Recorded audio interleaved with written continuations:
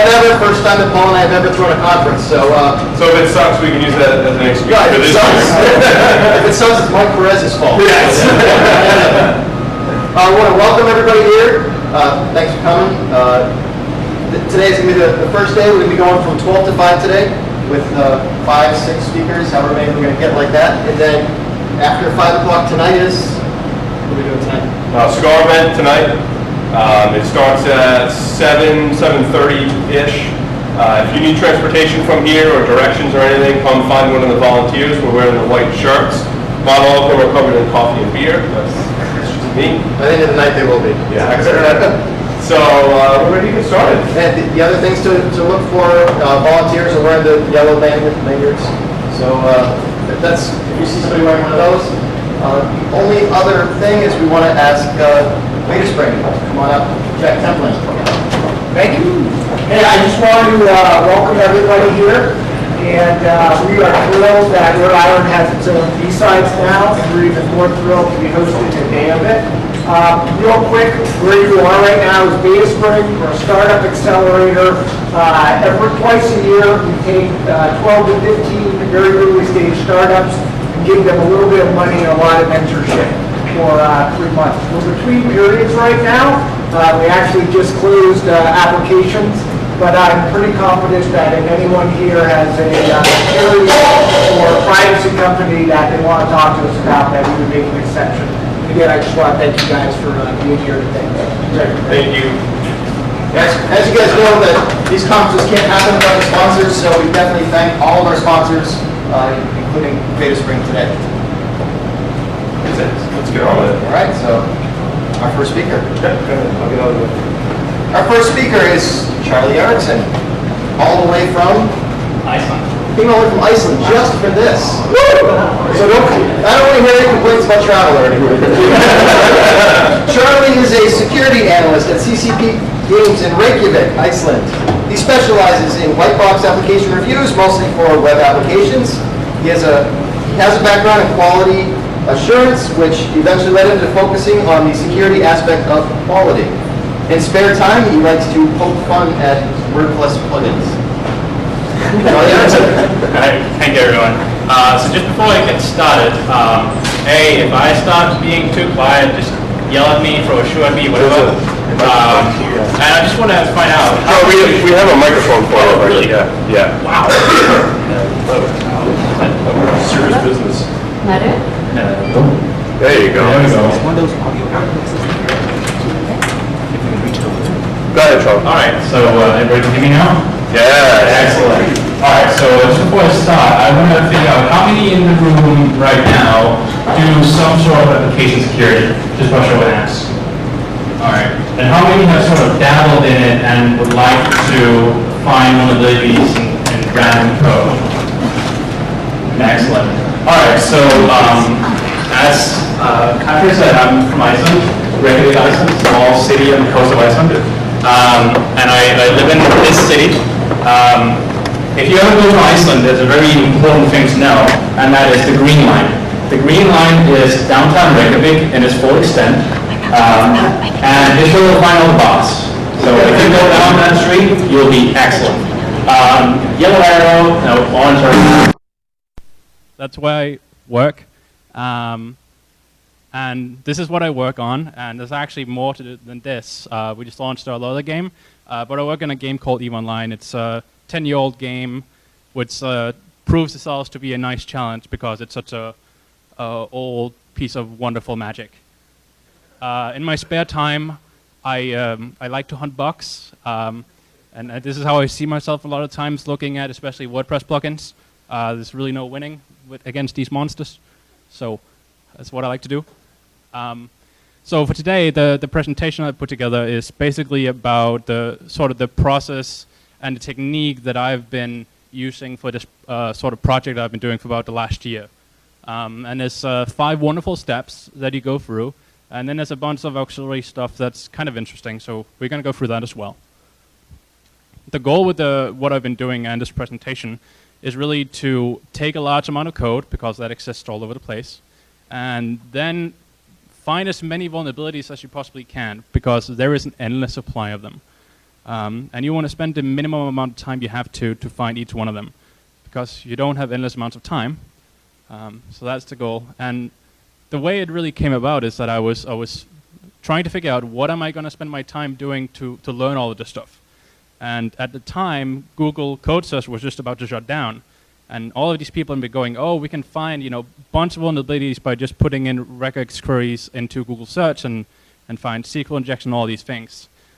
But that was shutting down, so I couldn't do that. GitHub just launched their own sort of search as well, which is pretty neat. And you can do the same trick there. But this guy called Nick Canero, he put up a post a while ago in 2011, how to find vulnerabilities in the ghetto. And he sort of made the point, well, two major points, is that if you look at especially open source PHP projects, you are able to find a lot of vulnerabilities for two reasons. One is the barrier to entry for PHP is inherently low. And that is one of the major points of PHP when it was originally developed.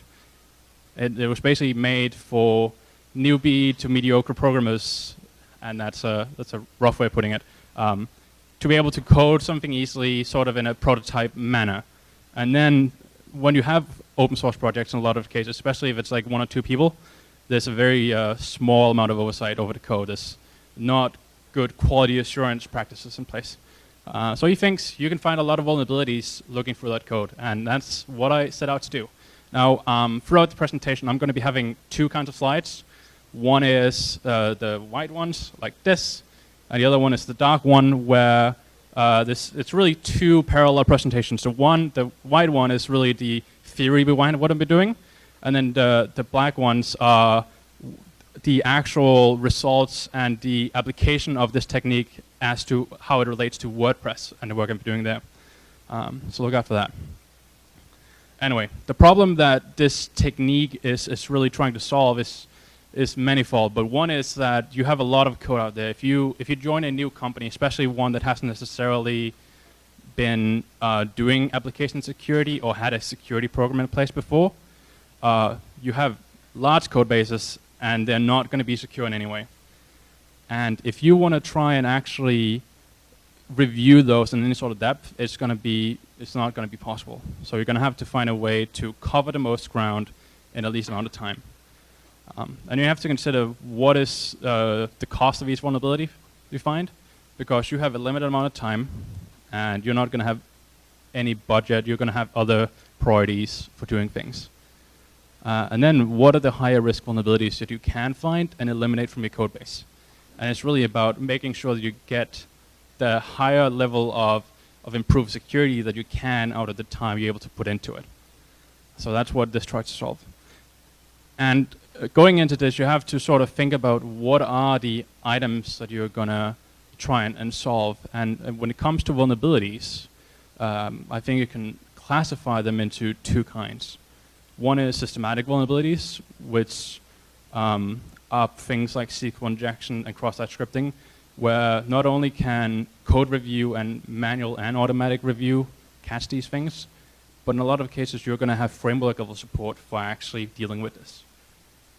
And then there's the design and business logic issues. Those inherently a lot more difficult to deal with because you have to do code review and manual testing to catch it. No automated tool is going to catch it for you. That means you have to understand the application you're working with to actually deal with them. And this process mostly will be able to catch the systematic vulnerabilities because those are well understood and they are not necessarily unique, where the business and design flaws, they end up often being more specific to the application you are working with. And you have to really have a domain expertise with the application you're working with to find these. So we're not trying to find business logic flaws in any way. There is a nice side effect of looking a lot of code that you will often stumble into them, but that's not the priority.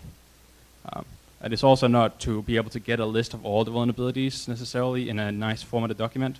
There's going to be a lot of code you have to read through, and only like 1% is going to be actual vulnerabilities. And you're not going to be looking for the absence of mitigation necessarily. For instance, if you have a CSRF token you insert into a form, looking for the absence of a piece of code can be hard, given the fact that you have little context often. But we'll look at how you could potentially do that. The testing techniques that you'll be using for this, there's really two types of techniques. One is black box testing, and the other one is white box testing. Black box testing is when you're running the actual code and you're poking at it with either a browser or your favorite tool. You don't necessarily have inside knowledge of how the application works. So it's really a black box. You have no idea what's going on. Where white box testing will generally assume that you have knowledge of the application, the inner workings, and most often you'll also have source code. So you can review the source code and base your review of the application based on that. And a lot of people fall to either side of these in terms of how they prefer to work. In general, there's always a sweet spot as to how you approach an application review. So being somewhere in the middle is always nice, and there's kittens there. So just listing the pros and cons, I'm not going to go through this in any depth. The big problem with white box is that often you'll have a lot of code, and it will take time to go through. But on the other hand, given the fact that you have all the code, you will be able to review it more in depth and be able to pinpoint the most critical areas of the application where you need to focus your time. And black box, while it will cover most of what you'll see in actual attacks, there is the problem of special application code paths that you're never going to be able to cover because you have, when your discovery phase doesn't cover those necessarily, you're going to not be able to test them, and that's a problem. I really like this quote from Wendy Naylor, that basically black box pen tests are just testing a level of security for obscurity, which in many ways can be true. So that's why I tend to go with white box testing more than anything else. And then you also have to think about your return on investment for doing a review. If you go into a company that hasn't been doing application security or any kind of security in a while, you're going to find a large number of applications. A lot of them are going to be legacy applications that nobody really understands, and you're not going to have time to actually go through all of them and review them. Certainly not in any sort of depth at all. So you have to consider not only what you do not know about the environment you're working in.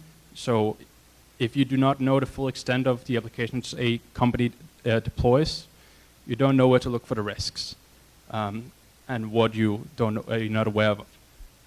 And you also have to understand what is your vulnerability tolerance. If I'm reviewing an application that's an internal application only, am I going to be looking for cross-site scripting, for instance? Most likely I'm not. I'm going to be looking for command execution, SQL injection, those sorts of things. And it comes down to what is most likely to be discovered, and it's also what is most likely to have a big impact if exploited. So you have to understand, given the context of the company you're working with, and its tolerance to security flaws, which are always going to be there, how to spend your time and where. So you have to understand that. And you can make a funny graph of this, and it really comes down to discoverability of a flaw and the impact it will have if exploited. Often you'll want to start by doing a review of as many applications as possible, finding the easily discoverable vulnerabilities that also have an high impact. At some point, you're going to have a small list of those, and you'll start dealing with exploits that are hard to find but have a high impact. Also, easy vulnerabilities that have a low impact, like cross-site scripting in many cases, unless you're Google. In that case, you'll have a lot of hard exploits to find that have very low impact. But at that point, when you are at Google, you have to care. So you need to think about what are the vulnerability types and classes that you want to address. And that feeds into how you go about doing this. And it really comes down to you have a limited amount of time, and that means money. And if you don't have money to do things, you're just going to not do anything. And that's not good. Yeah, totally. He was really nice. All right. So the technique I've been using is called, and I've seen, like I've tried to Google this term, and I've found very few results on it. But it's referred to in most places as the candidate point strategy. And what it means is that you're looking for candidate points that could have a vulnerability, and that is points with side effects and known vulnerable code patterns, and then backtracking that code to see whether or not a user can reach that code and exploit it. And I found it to be the fastest way to identify a lot of vulnerabilities, given the fact that you are looking at the most critical points in the code more often. There's a lot of different strategies you can use, and this book, The Art of Software Security Assessment, is basically the Bible. So if you care about these sort of stuff, read this. It's very thick though, so have a nice vacation or two and read it, and you'll enjoy it, hopefully. All right, so 5 steps to do this. The first one is you have to figure out what are the applications you want to assess. There's a bunch of different things. You can either have in-house applications, which any company is bound to have a million of, or public projects. I went with plugins, and those work out nicely, especially because they tend to be indexed, and they tend to be publicly available, and a lot of people will download them without even caring about what they do. So there can be all the backdoors in them that could fit in, and people will still download it. So it's a good way to go. And then you just have to obtain a source code. In the case of WordPress, I wrote a small script that basically just crawls the whole thing and sourced on my local drive. So I downloaded a couple of tens of thousands of plugins and start going through that. I'll put this script up on my website at some point when I get back to Iceland, so you can have a go as well. Then you have to understand the target you're working with. In the case of WordPress, you have to learn PHP. Then you have to know what sort of vulnerabilities you need to look for. OWASP Top 10 is really good for that. It will have most of the vulnerabilities that you will find. And then you have to learn the framework and sort of the points with side effect, the functions with side effect that you may run into. Because if you don't know what to look for, you're going to come up empty-handed. And then it's a good idea to also look for commonly vulnerable code patterns. Especially an example might be a SQL injection vulnerability. You can often look for the SQL query in and the concatenation in the language you prefer and look for that. In terms of PHP, there's a really good list on Stack Overflow. The link is really badly colored though. I'll put up the slides later. But there's a list of different functions that you can look for. It's things like code inclusion, command execution, code execution, and another one that's WordPress specific is the WordPress database object, which gives you access to the database. And that one is always a lot of fun to look for because people assume that when they use the framework, everything is fine. And it's not. Next step, once you know what you're looking at and what you're looking for, you need to find code to review. And what you'll end up doing is that initially you'll look for the higher risk code paths. So that's anything with command execution, code evaluation, things like that. And you'll find different ways of looking for that in the code through usually a grep tool, code search tool, something like that. And you have to determine what the most important functions are. And there's a bunch here, just examples. The one I really like is encoding and cryptographic functions. Very few people know how to use cryptographic functions at all. So people will just encrypt a static value and assume it to be good. It's often not. So you can find a lot of gems using that. And once we have all these different ways of searching through code and finding functions that could potentially be misused by the developer if he has no clue, that will be your candidate points. And that's really an iterative sort of step you have to take to look for new ways of finding this code. These are some examples, and they're really simple. And it pains me to put them up there because there's really no skill to this. But if you were to run these bunch of regexes on a code base that's any sort of large and it's PHP, you're probably going to find a lot of vulnerabilities. So that's sort of the sort of regex queries are used. And what you end up with in this case in Sublime is a bunch of code and And this will usually be like tens and thousands of results that you have to sort of sift through and look at. And you have to build up sort of the mental capacity to look at the code maybe in about 5 seconds, the lines that are relevant, and see whether or not you want to spend more time looking at this code, or if it looks to you like the developer actually knew what it was doing. And in a lot of cases, you'll see that it looks completely fine, and there's nothing to really look for here. But in other cases, you'll actually find that there are things to look for. And when you find a piece of code that looks interesting to you, you'll want to review it and test it.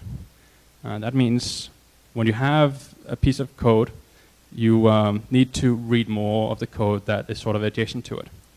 When you have done that, you need to go and test it.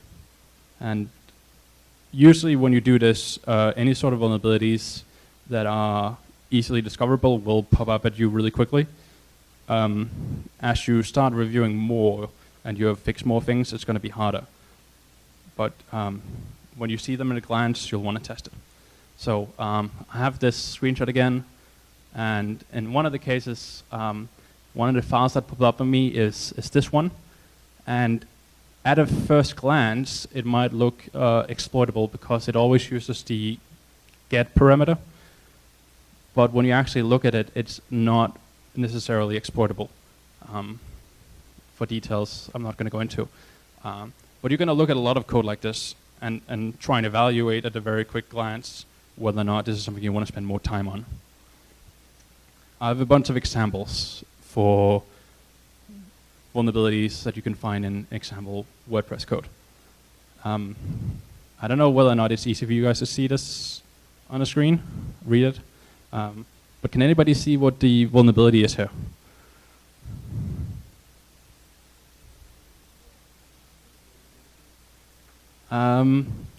It's not actually a SQL injection, and it's a good catch, but WordPress enforces magic quotes.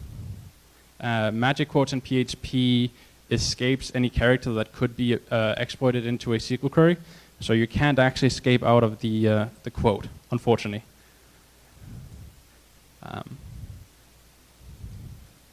Who was that? Yeah, so the MD5 part here is, so this is the procedure that resets the password for a user. And what you see is that it'll take the login name and it will pull out an activation key for that user. But then it will actually go ahead and just never use this, and it will make a new hash value, which is deterministic for the user, and then compare that. So that means that we can actually, when we have identified this line of code, which is very simple, just look for MD5 usage. Then you'll, first of all, be really scared that people actually write this sort of code. And then you'll write 6 lines of code, which will take a username and a user ID, which is all you need to actually access a user account and escalate the privileges. And it will generate the URL you need to submit to get access to an admin account. Another one here, you can ignore the second line for all intents and purposes because it doesn't actually do anything. And then there's a vulnerability here.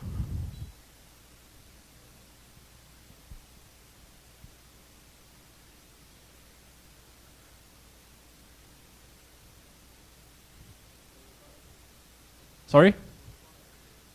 It's actually just any file inclusion. Yep, it can be a local file, it can be a remote file. In this case, there are some details to, so yeah, it's include require you can look for, and it's kind of cute. Anyway, in this case, there's a bit of detail to the second function that it calls, and it actually is that it will do a check whether or not the path you give it leads to a valid file object. As it turns out, in PHP, if there is an object on a remote FTP server, that will count as a file. So you can give it an FTP path to a file you want to include, and it will actually execute that. Another example.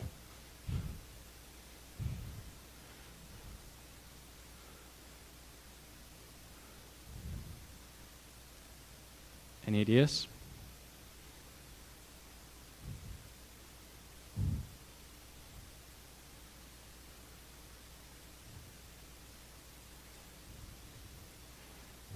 All right.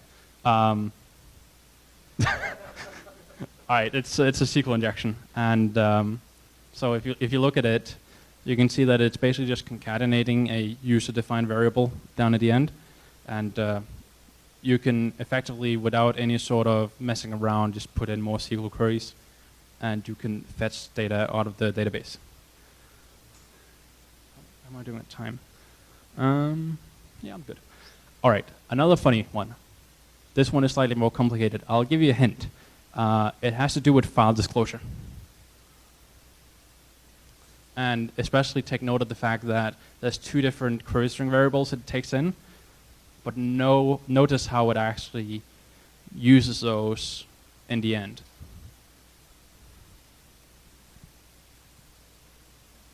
It's not cross-site scripting. Any other quick ideas?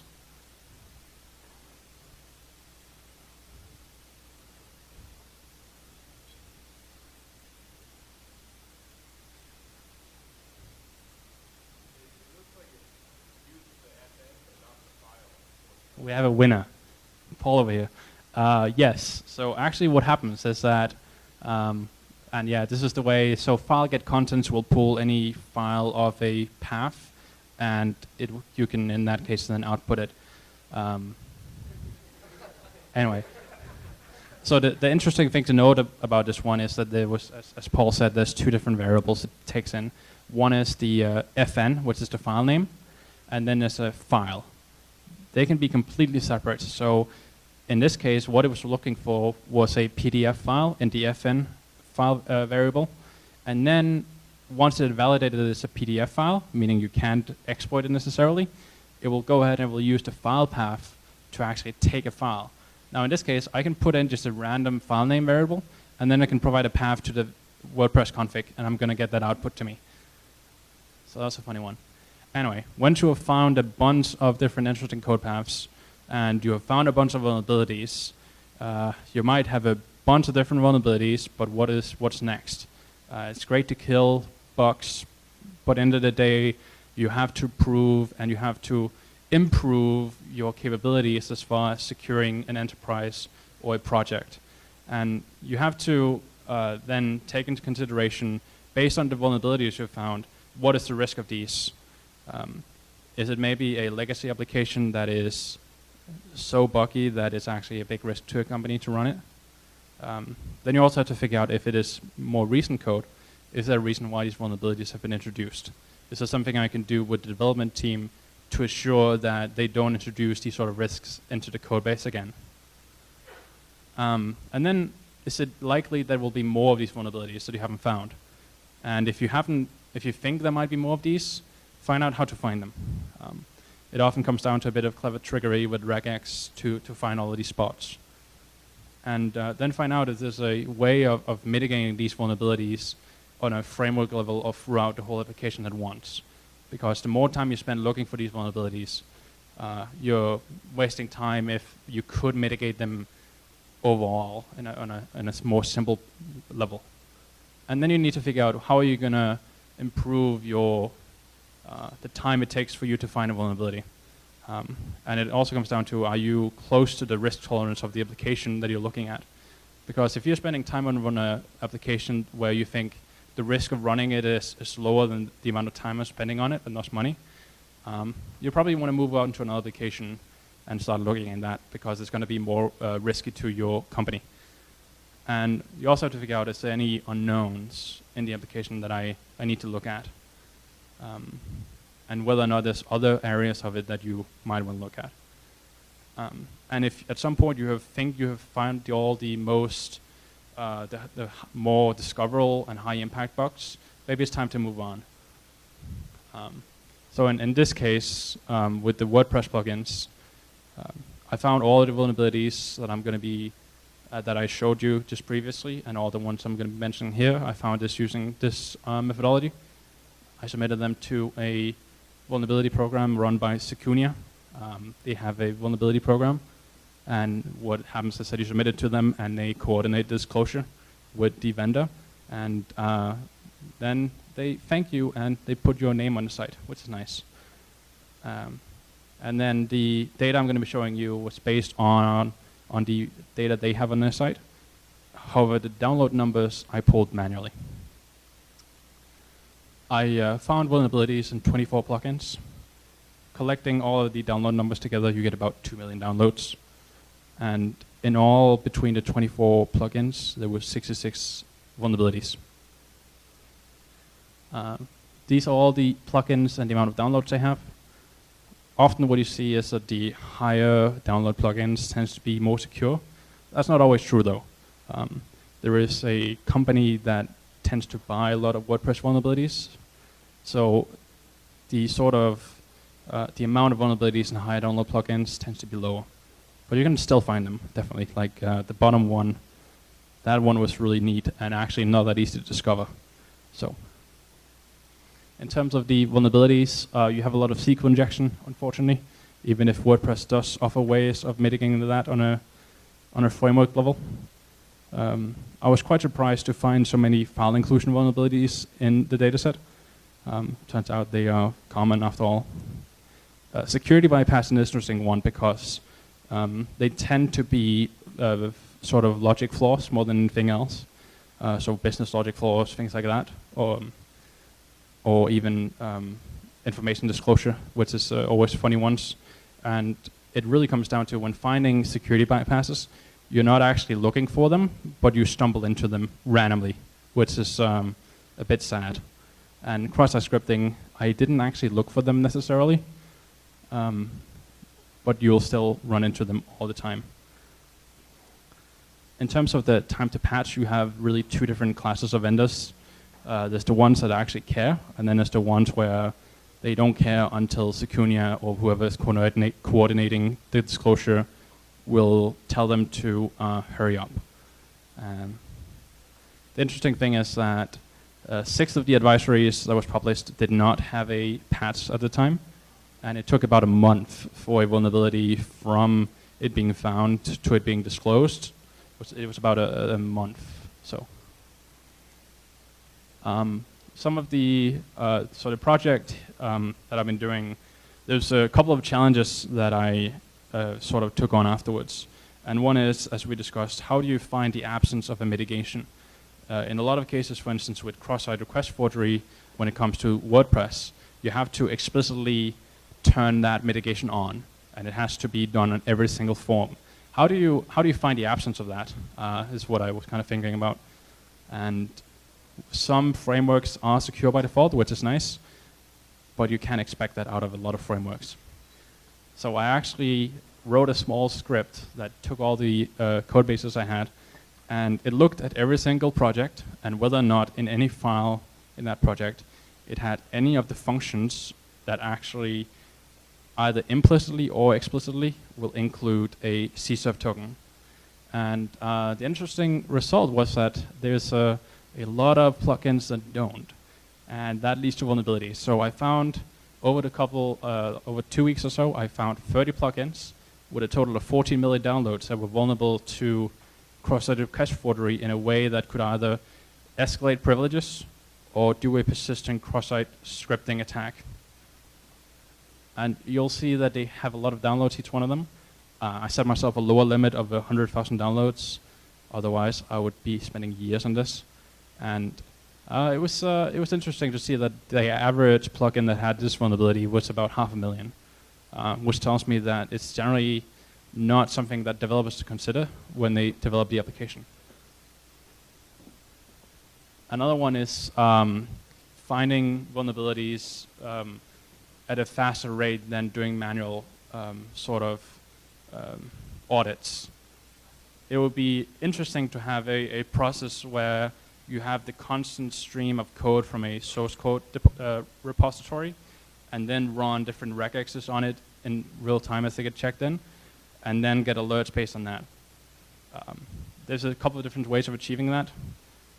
And it really requires you to have the understanding of the code you're getting in and then what you want to look for and create some alerts based on a threshold that you can actually deal with to have these brought to you at a rapid pace so you can assess them. What I ended up doing, and I unfortunately don't have anything to show for this, is I set up Splunk and I took a Word small script that will basically pull out any kind of change list from the WordPress plugin repository, and it will download the diff and it will put it in through the regexes, and then will send me a mail if I actually get any sort of hit on a regex that is extremely likely to be vulnerable. It's kind of fun. If anybody's interested in doing this, have a go at it. It's a lot of fun, so I would definitely encourage that. Anyway, so coming to the end here, the presentation so far has really tried to cover the ways that you can use even grep to uncover a lot of vulnerabilities. You will often be able to uncover these even using simple regexes, because a lot of the code that you will find to be vulnerable to systematic vulnerabilities will look the same. Because an interesting thing is a lot of example applications and books will have these code patterns and they're inherently vulnerable, and people just replicate what they read. So you can definitely find a lot of vulnerabilities.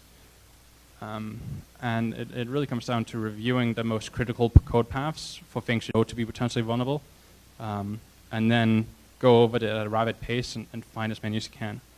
And yeah, given the fact that I'm good on time, let's have another vulnerability. This one is fun.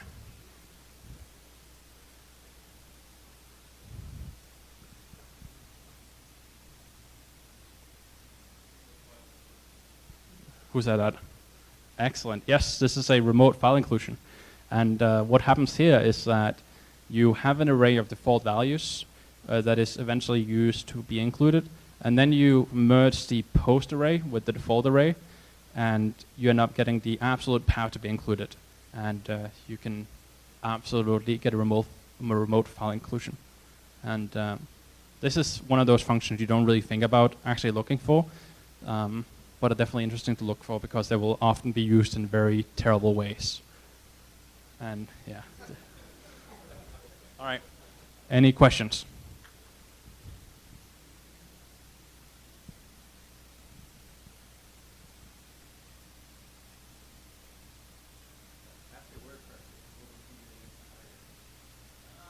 So the question was, after WordPress, what's my next target?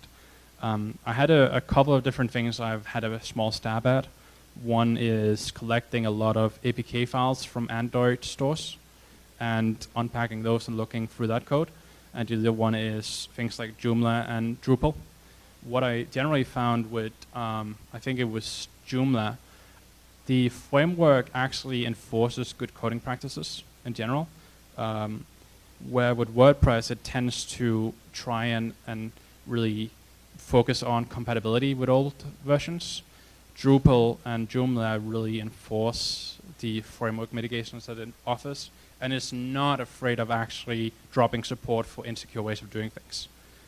So it was also looking through the vulnerabilities already published on those platforms. There's a lot fewer.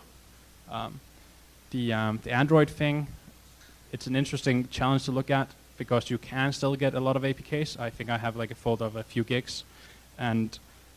But what are you looking for exactly? That is really the question, because there's a lot of novel sort of attacks against Android applications, but how do you identify them easily? That is where the challenge comes in. And it's an interesting thing to look at, and I would encourage anybody to have a stab at it.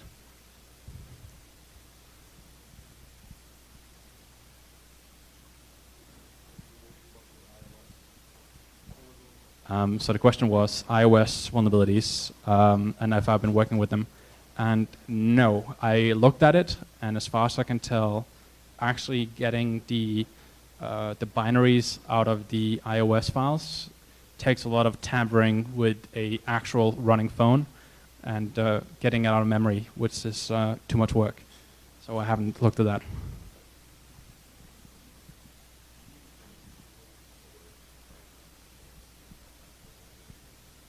So the question was whether or not I used any tools to find vulnerabilities or just used my own scripts. The tools I used were the scripts that I've showed you for getting the different code bases. And then I used Sublime Text. And that is more or less what I use. Yeah, there's a few different tools for PHP specifically for finding vulnerabilities, but they are really bad. So you're probably better off sort of making up your own process that you like rather than trying tools that are not well maintained.